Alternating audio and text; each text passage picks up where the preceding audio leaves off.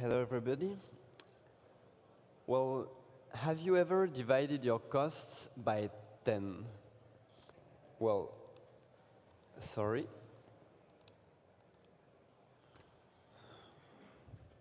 Have you ever divided your costs by 10 while improving the service you are getting?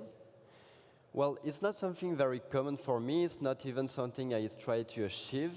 But it happened as a side effect when I was trying to achieve another goal that was migrating our CI from Google Cloud Build to GitHub Actions.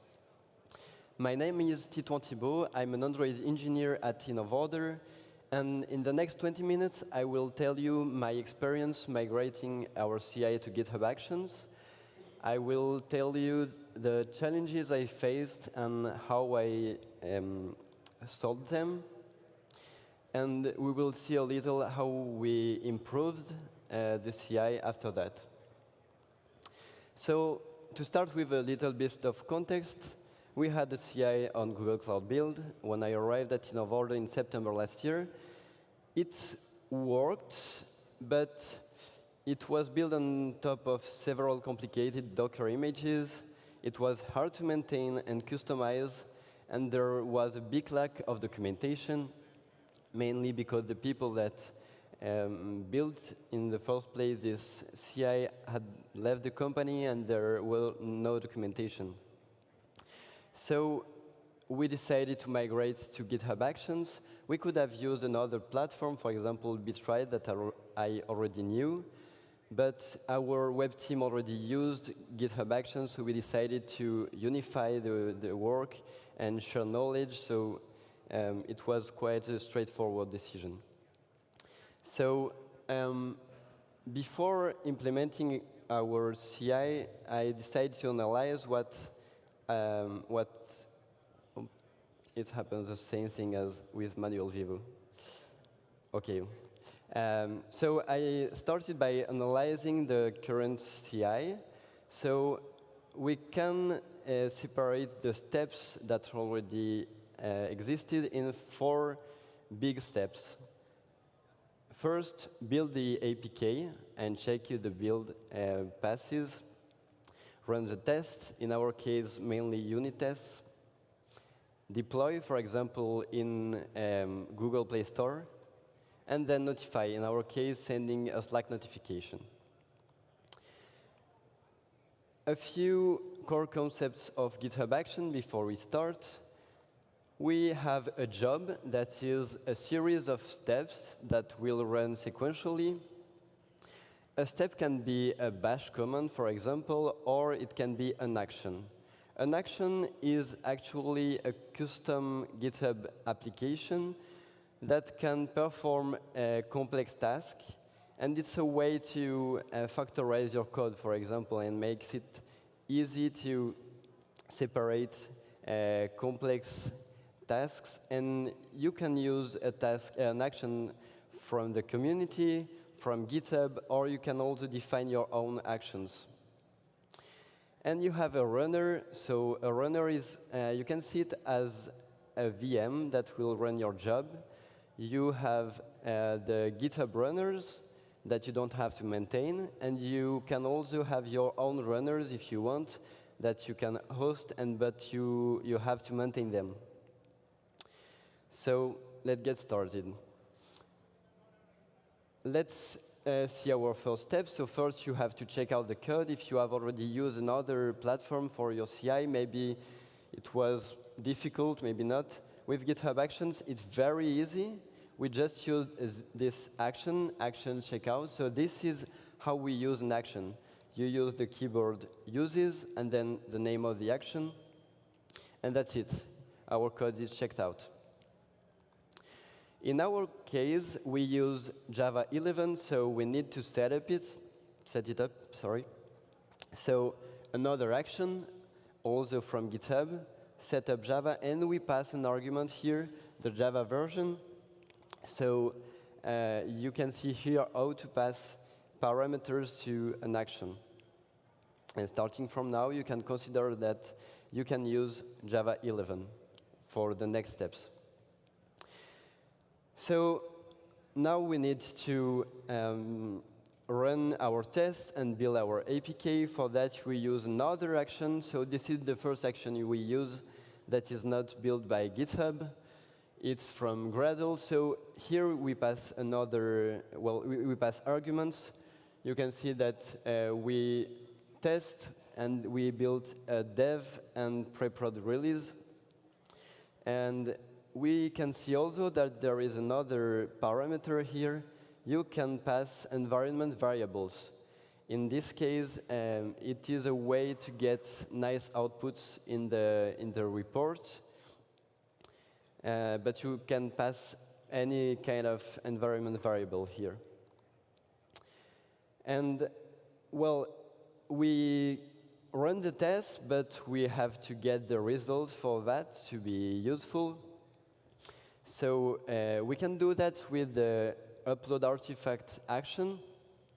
So what it does, it attaches a zip file to your report so that you can download it and see the test report, sorry. You can see here that we have a line, if always. This is very important because by default, if a step fails, all the next step will be ignored. So in our case, if the test failed, we really need to get the report. So we use this line. And well, these are the parameters for the upload artifact action. We put the name of the file and the path of the files we want to put in the zip. And it is also possible to get nice reports in the workflow build report. So we can use this action, for example, that is made by someone from the community. There are also other actions for this kind of things, so you can pick the one that is better for you. And then we notify, so we send a Slack notification, again, a custom action here from the community, and we just pass a few parameters, and we get this kind of notification. So it's very good for us because we have all the information we need without any work. So you can see here that we have a secret. I will explain in a few slides how to manage them. So maybe you noticed that I didn't say anything about deployment. Let's see that now. So in our case, we don't use the Play Store for the deployment.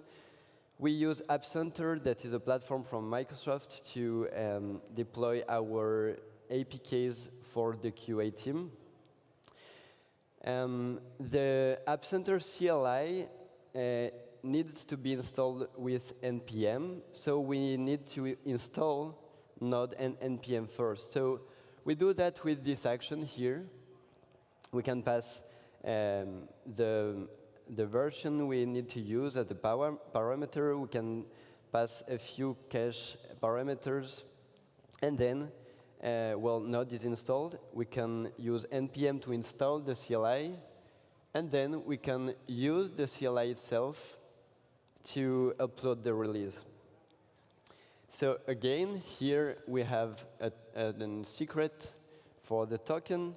So let's see how to manage a secret with GitHub Actions. So on your repository on GitHub, you can go to Settings, Secrets, Actions, and here you have all your secrets. You can add a new one, you can remove another, you can update it, and you can see it. You can see the content of a secret here. And then you can just use it exactly this way. An important thing also is that in the report, you will see the lines, like the command lines that have been executed, but the secrets are not displayed. So when you run a workflow, you get this kind of report. So you can see here that we have the commit that has triggered the workflow. You have the artifact here that I showed you with the build reports. The status here, the time it took. So we have all the important information. And if we click here, we can get this kind of report. So we can see all the steps, how much time it took, and we can also get the outputs if you click on an arrow here. So you can analyze the results, see what happens, and well, fix the problems if there are. Okay. So let's see the results. The team was very happy with the results. We have a workflow that is easier to read, write, and customize. So let's see now how it behaves in terms of price and time. So in terms of price, it's quite good. Here we get to spend only 16 cents by build. It's less than with Cloud Build, so it's good for us. But in terms of time, it's not that good. We spend twice as much time as with Cloud Build with each workflow run. So this is not a good result. We can afford it because we didn't want to wait longer to get feedbacks on our pull requests. So let's see how we could improve this. So I didn't show how to configure a job. I only showed the steps. So here it is. Here we define a job. We have here the name that will appear on the results, the reports. And here we define the runner that will be used by the job. So as I said, we can have a GitHub runner. So this is one. We can use Ubuntu or Windows or Mac. And, but we can also have our own runners that we would have to maintain.